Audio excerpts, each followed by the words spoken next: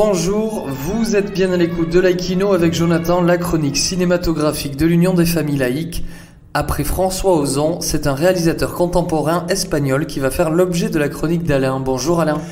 Bonjour Jonathan, ami cinéphile, bonjour. Ben oui, après François Ozon, je voudrais vous parler de Pedro Almodóvar, qui est pour moi un géant du cinéma contemporain. Chef de file du nouveau cinéma espagnol, qu'on a appelé la Movida, dans les années 1980-1990, il va très vite s'imposer comme un cinéaste foisonnant et déjanté, empreint de sensualité et de sexualité. Par la suite, il va revisiter le mélodrame, le traitant avec une liberté de ton nouvelle, avec des couleurs éclatantes qui épousent les affres des personnages. C'est du grand art.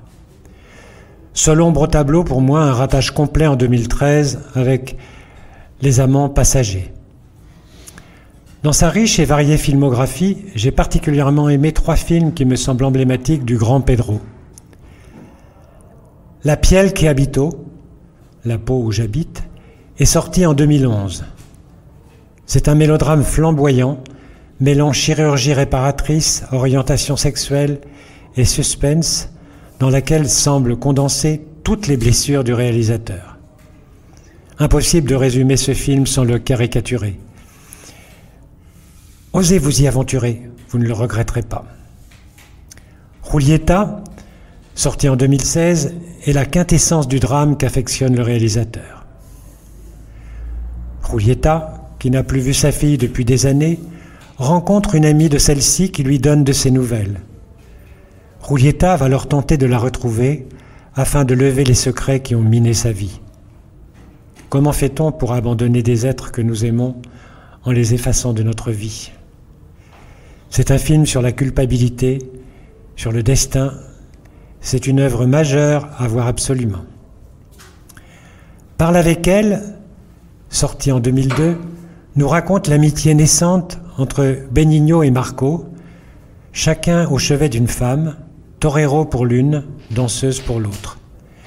Les 2 hommes s'étaient croisés quelque temps auparavant et avaient caché leur émotion devant un spectacle qui les avait bouleversés. La pudeur des hommes n'a jamais été aussi bien filmée au cinéma. Lydia est torero, Benigno infirmier. Almodóvar casse ainsi les stéréotypes et nous submerge d'une émotion éblouissante.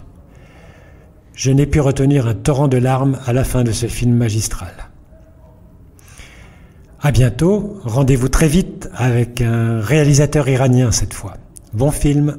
Merci beaucoup Alain. En attendant de nous retrouver, n'oubliez pas notre émission de balado-diffusion sur laïcitad.ufal.org ainsi que notre site ufal.org.